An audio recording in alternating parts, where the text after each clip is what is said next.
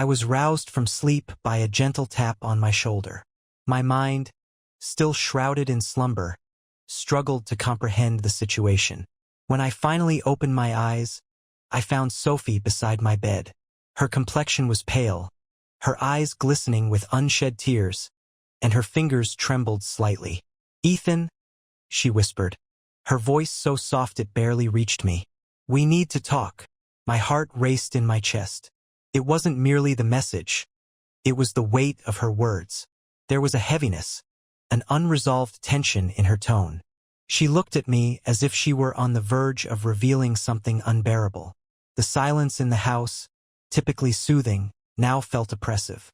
I sat up slowly, rubbing my eyes to dispel the remnants of sleep and make sense of the moment. "Sophie, what's going on?" I croaked, my voice hardly recognizable. Confusion swirled in my mind, and an unsettling chill crept down my spine. What could possibly be so urgent? What was so crucial that she had to wake me like this?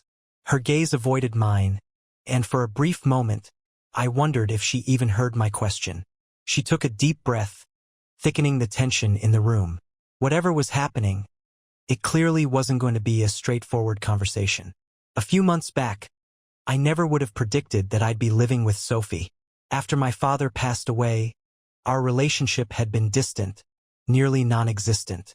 She had been more like a shadow in my life, someone I only saw during holidays or family gatherings. Following Dad's death, we drifted even further apart, each of us lost in our own grief. But life has a peculiar way of bringing people together when you least expect it. After graduation, I struggled to find a job, and my savings dwindled faster than I anticipated. I had no choice but to reach out to her. "Can I stay with you for a while?" I hesitantly asked. Making that call wasn't easy, but I felt I had no alternatives. To my surprise, she agreed without much hesitation. I couldn't tell if she was being generous or simply didn't want to say no. Regardless, I packed my belongings and moved into her home. Initially, it felt strange.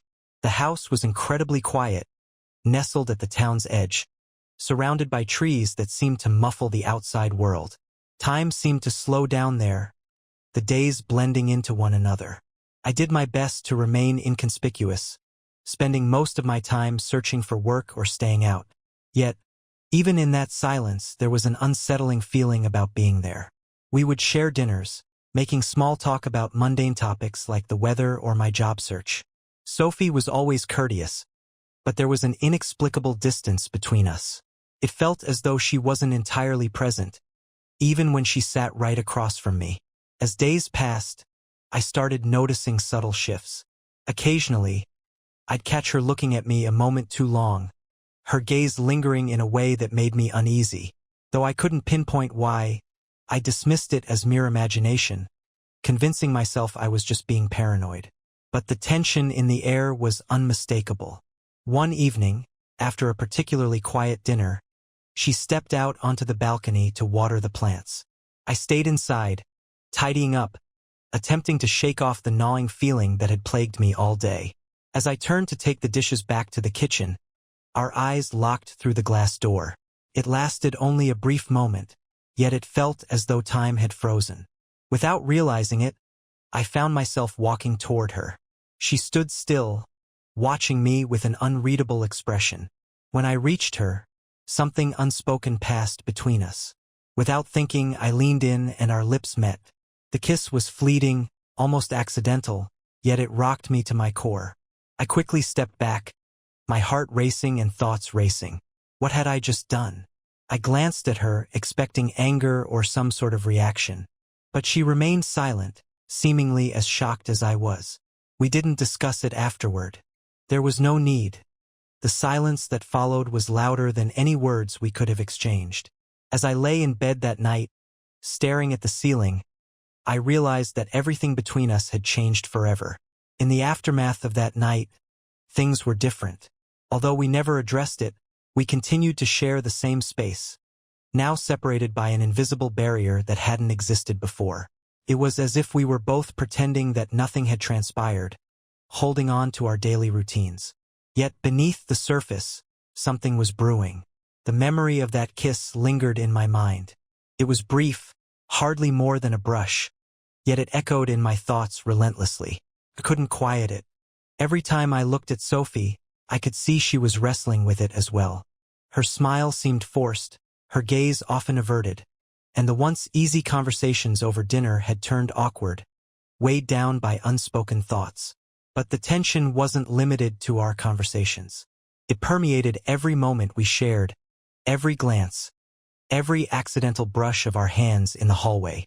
Those once innocent touches now felt charged with significance. I could see her flinch at times when we inadvertently connected, and I would quickly pull back. The space between us buzzed with unresolved feelings. One night, as I stood in the kitchen making tea, Sophie came in quietly. We hadn't spoken much all day, and the silence between us had grown into something tangible, like a presence in the room. She was standing just a few feet away, her back to me as she stared out the window into the dark. I watched her for a moment, wondering if she was thinking about the same thing. I was wondering if she regretted it.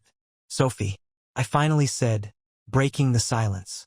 My voice sounded strange to me, too loud in the quiet room. She didn't turn around, but I saw her shoulders tense about what happened the other night. "We don't need to talk about it," she interrupted, her voice quiet but firm. "It was a mistake. Let's just leave it at that. A mistake." The word hung in the air between us, heavy and final. I wanted to agree to tell her that I felt the same, that it had been nothing more than a brief lapse in judgment. But I couldn't because it didn't feel like a mistake. Not to me. I don't know if it was. I said my words coming out slower than I intended. I wasn't even sure what I was trying to say, but it felt like I had to say something, anything to break through the silence. This time she turned to face me, her expression unreadable. "What are you saying, Ethan?" Her voice was low, almost a whisper, as if she was afraid of the answer. I took a breath, suddenly aware of how close we were standing. "I don't know," I admitted, shaking my head. I can't stop thinking about it." There it was, out in the open now. The thing we had both been avoiding. The room felt smaller, the air heavier. As she looked at me, her eyes searching mine for something I couldn't define, I thought she would walk away, leave me standing there like a fool for even bringing it up. But she didn't. Instead, she took a step closer. For a moment, neither of us moved. It was like we were standing on the edge of a cliff, knowing that if we took even one more step, we would fall and there would be no going back. And yet, neither of us could seem to stop ourselves. Before I could think about what I was doing, my hand reached out, brushing against hers. This time she didn't pull away. Instead, she looked down at our hands, her breathing shallow. When she finally looked back up at me, her eyes were filled with something I hadn't seen before. Fear, maybe. Or maybe it was something else. Something we both had been trying to ignore. "I don't know what we're doing," she whispered, her voice barely audible. "This is wrong." "I know," I said, my voice just as quiet. But neither of us moved. And then, just like before, we kissed. It wasn't sudden or hurried like the last time. This one was slower, almost tentative, like we were both testing the waters. Unsure if we were about to drown. It was different, but just as overwhelming. When we finally broke apart, the weight of what we had just done settled between us even heavier than before. I stepped back, my mind racing, my heart pounding. I didn't know what to say, and judging by the look on her face, neither did she. The days after that second kiss passed in a blur. We both acted like nothing had changed, but it was impossible to ignore the shift between us. Every moment we were in the same room, the tension was palpable. I felt it in every word, every glance, every time our eyes met and we quickly looked away. There was something unsaid, something hanging between us, but neither of us dared to address it. Sophie seemed quieter than usual, more withdrawn. She spent more time outside working in the garden, as if losing herself in the plants would somehow ease whatever was going on inside her. I too found ways to avoid being alone with her for too long. It was as though we had an unspoken agreement to not acknowledge what had happened, even though it was the only thing on my mind. Then one evening everything came to a head. Started like any other evening. Sophie had been out all day, and I'd been at home sending out job applications, trying to distract myself. By the time she returned, the sun was setting, casting a golden light through the windows. I was sitting on the couch when she walked in. She looked tired, her hair a little messy from the wind, her expression distant. "Hey," I said, unsure of what else to say. "Hey," she replied softly, dropping her bag by the door. She didn't look at me as she moved into the kitchen. I heard the familiar sounds of her setting down the kettle, opening cabinets. There was something comforting in the routine, but that comfort felt fragile, like it could shatter at any moment. I stood up, pacing the living room, not sure what I was doing, not sure if I should leave the house and give her space, but something stopped me from walking out the door. Instead, I found myself following her into the kitchen. She was leaning against the counter, staring blankly at the kettle as it boiled. The room felt too small for both of us, like the walls were closing in. I opened my mouth to say something, but no words came out. She was the first to break the silence. "I can't keep doing this, Ethan," she said, her voice quiet but firm. She didn't turn to face me, just kept staring ahead as if looking at me would make it all too real. "What do you mean?" I asked, though I knew exactly what she meant. "This," she said, gesturing vaguely between us. "I don't know what we're doing, but it can't go on like this. It's not right." I felt a knot tightened in my chest. "I know," I admitted, stepping closer but keeping my distance. "But I can't stop thinking about you, about us." Her shoulders slumped, and for the first time in days she looked directly at me. Her eyes were filled with a mixture of sadness and confusion. "I think about it too," she said softly, her voice barely above a whisper. "But that doesn't mean it's right. We can't just pretend this is normal." My voice faltered as I spoke.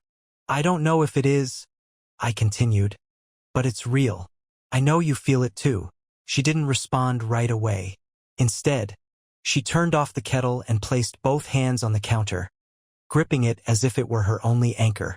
The silence that hung between us was thick and suffocating. "I don't know what I feel anymore," she finally admitted, her voice breaking slightly. "Everything's so confusing." I took a tentative step closer, the distance between us diminishing. I wanted to reach out and comfort her, but I hesitated. "I don't want to make things harder for you, Sophie," I said quietly. "But I can't pretend nothing is happening. We can't just ignore it." Her eyes met mine again, revealing the internal struggle she was battling.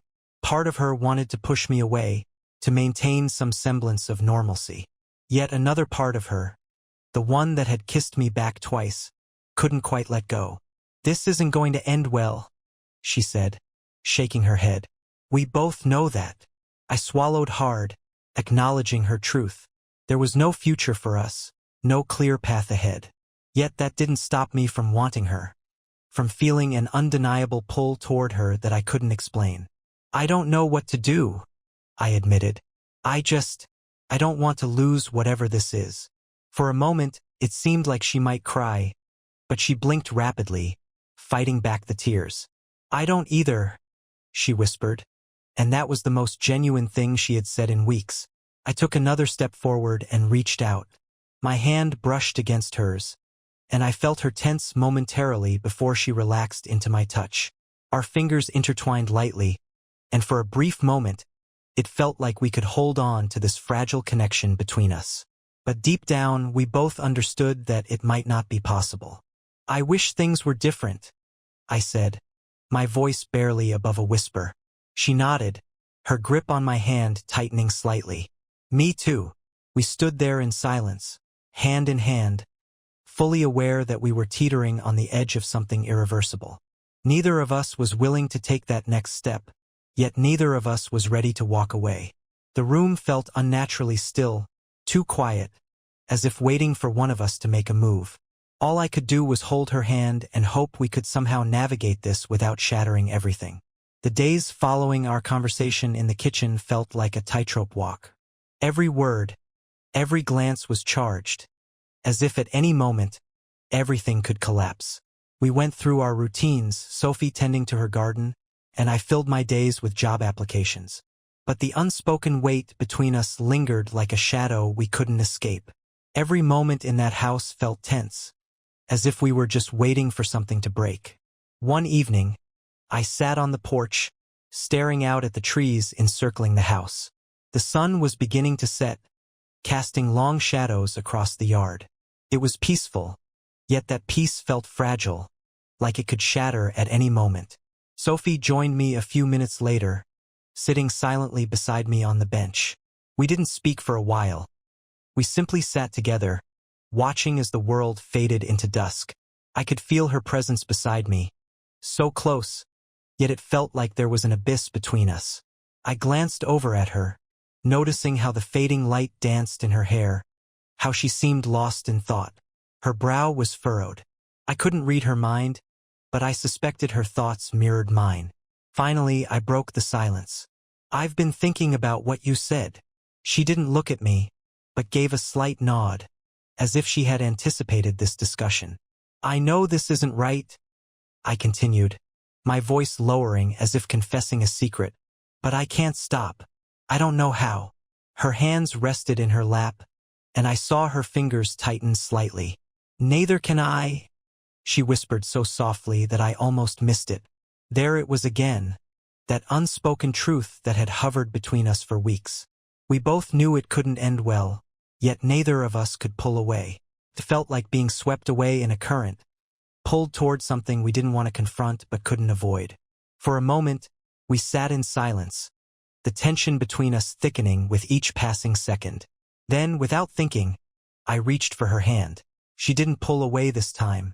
Instead, she turned to me, her eyes filled with the same mix of sadness and confusion I had seen before. "I don't know what we're doing," she said, her voice quivering slightly. "I don't know where this is going." "I don't either," I admitted. "But I know I don't want it to stop." There was a long pause, and I could feel my heart racing in my chest. The world around us seemed to fade away, leaving just the two of us on that porch, caught between what we knew was right and what we truly desired. And then it happened again. I leaned in slowly, almost cautiously, as if giving her a chance to pull away. But she didn't. Instead, she met me halfway, and our lips brushed together softly. It started off tentative, but then grew more certain. This kiss felt different from the others. It wasn't rushed or frantic. It was intentional, slow, filled with all the emotions we hadn't been able to express aloud. For a brief moment, everything else faded away. The guilt, the confusion, the uncertainty. They melted away, leaving only the bond that connected us. For the first time, it felt like we weren't battling against it. We weren't pretending it wasn't happening. We simply existed in that moment with nothing obstructing our path. But as soon as the kiss ended, the weight of our actions crashed down upon us. Sophie was the first to withdraw, her breath unsteady, her hand lingering in mine but lacking its earlier conviction. "This can't keep happening," she murmured, her voice barely a whisper. "We're only complicating things." I grappled with what to say, fully aware she was right. Yet, at the same time, the thought of stopping felt unbearable. "I know," I finally managed, my voice thick with emotion, "but I don't know how to put an end to this." She released my hand and rose, stepping back from me. "We need to figure this out, Ethan, before we cross a line we can't return from." I watched her walk back inside, the door closing softly behind her, leaving me alone on the porch with my swirling thoughts. The sun had vanished completely now, and the encroaching darkness pressed down on me, suffocating and heavy. I understood that we were teetering on the edge of something perilous, something with no good outcome in sight.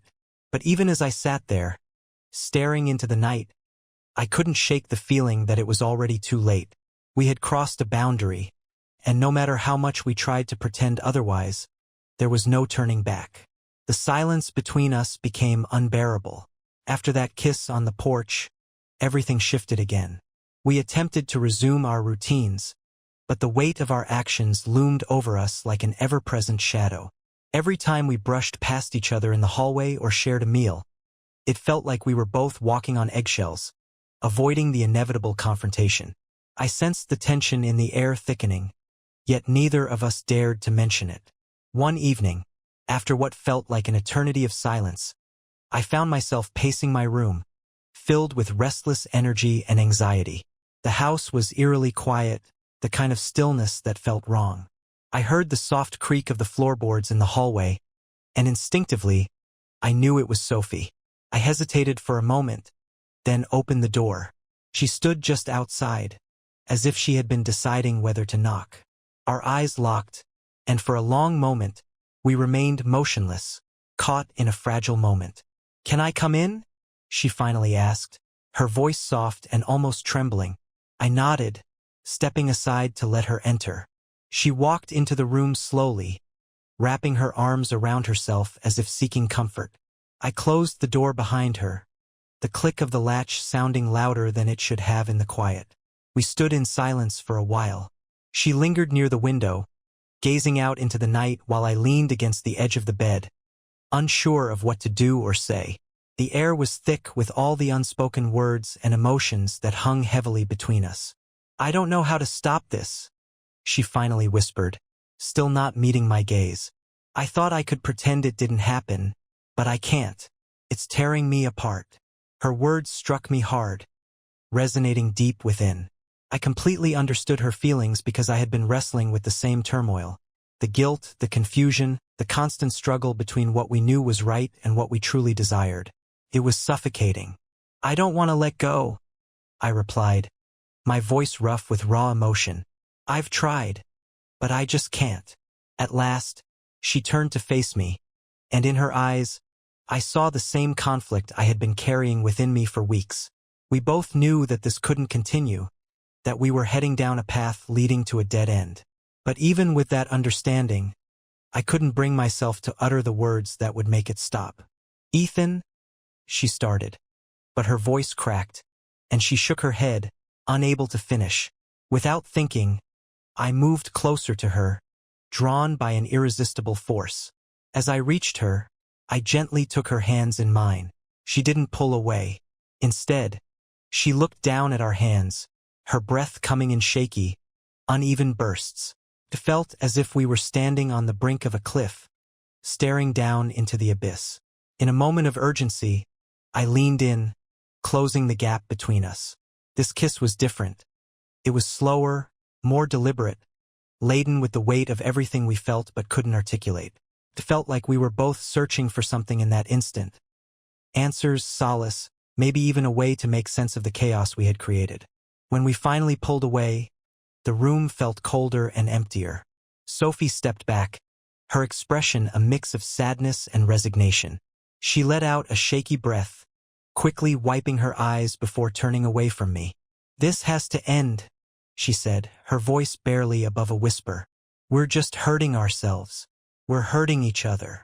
I wanted to argue, to assure her that we could find a way to make it work, that we could somehow untangle the knot we had tied ourselves into.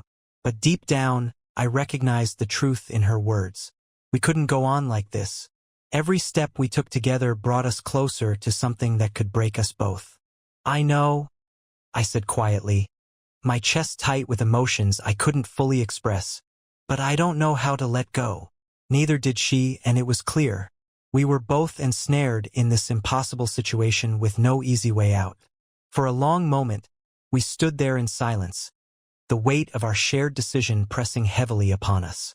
I longed to reach for her, to hold her just a little longer, but instead, I watched as she slowly walked toward the door. "I'm sorry," she whispered, her hand resting on the doorknob. "I never wanted this." With that, she stepped through the doorway, leaving me standing alone in the room, grappling with how everything had gone so wrong. After that night, Sophie and I became even more adept at avoiding each other. The house, once filled with uncomfortable silences, now felt entirely hollow. We moved through our routines like phantoms, barely acknowledging one another. Every interaction, every fleeting glance was laden with the weight of unspoken words, like carrying an unbearable burden. I couldn't shake the feeling that we were on the brink of something unsustainable. I spent most of my time in my room, pretending to scour job listings, but in truth, I was just staring blankly at my laptop. My thoughts were consumed by the aftermath of everything that had transpired. There was no escaping the guilt, the confusion, and the longing. They were all tangled together in a way that felt impossible to untangle. One evening, after what felt like an eternity of silence, a knock at my door jolted me from my thoughts. My heart raced. It was Sophie.